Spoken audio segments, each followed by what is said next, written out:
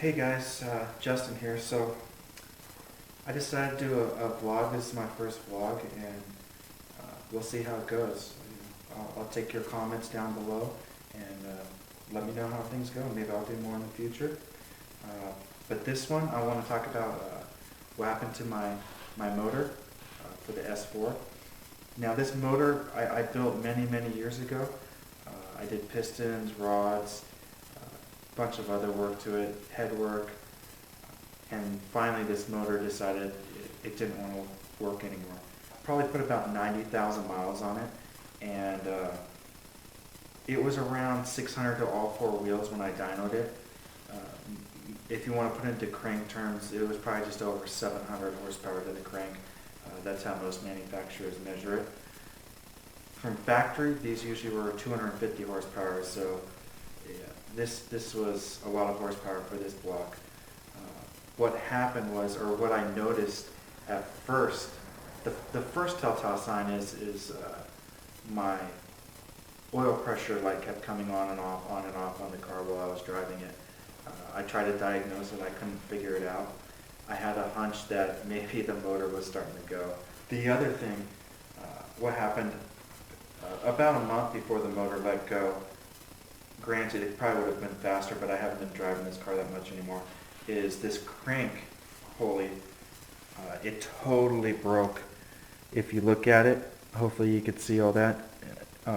And this was telltale signs of the crank walking around in the block. With the crank pulley messed up and broken, I replaced and put another one on. Again, I didn't think anything of it. I just thought maybe it came loose, and so I put another one on there. But it wasn't meant to be. It finally let go. One day I decided I was going to go to a car meet in the morning, and I didn't even make it a mile down the hill, and the motor totally seized. Things broke. When I pulled the motor apart, things were broken. What happened is I broke the mains where the crank sits in on the bearings in the block. I broke all the castings on there, so the crank was just moving all over the place inside the block. Hence why the crank pulley was broken, because it was moving all over the place. It'll be a little difficult for me to show you all the damage, but I'll try my best. I have a flashlight, and we'll see what we can do. I only have two hands here, so we'll see. As you can see, all the cracks on there. Hopefully this comes through, but you can see all the all those webbing is just totally gone, and you could actually, let's see here, you could actually pick it up, totally broken. This one's totally broken as well. So the crank lays in here, and it was just all over the place, going back and forth. Another side note that happened, I don't know if this was part of the issue or not, or another issue, is I cracked every single cylinder wall. Every cylinder has a major crack running through it. Everywhere. I mean, it's just, this motor's destroyed. Or this block is destroyed. Okay, so I'll show you what happened with the pistons. They look okay. There's some scratching, some marring on the skirts. The tops look okay. But this one, man, it got messed up pretty bad, so I probably can't reuse them. I can reuse these rods, but these pistons, I'm probably better off just replacing them than trying to get them repaired.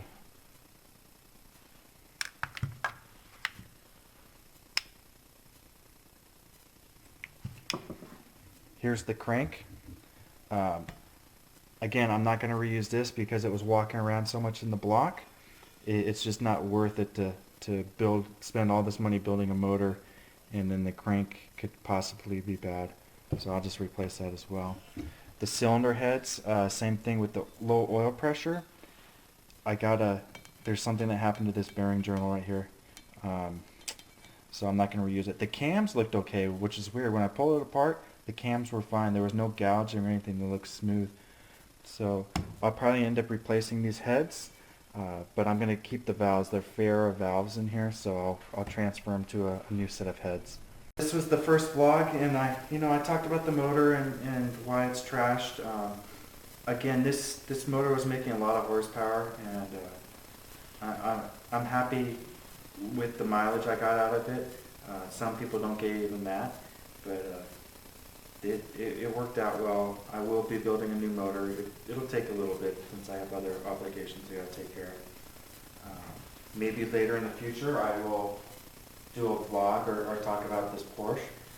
It's a very fun car to drive, very raw. It is an original slant nose 505 car. It's very, very rare. And I really enjoy this car. But that'll be for a future video. I'm also going to be doing a video on how to replace motor mounts on the B5 S4, and I'll show you an easier way of doing it. It's not super easy, but it's easier than trying to hold the motor up with a bar and getting under.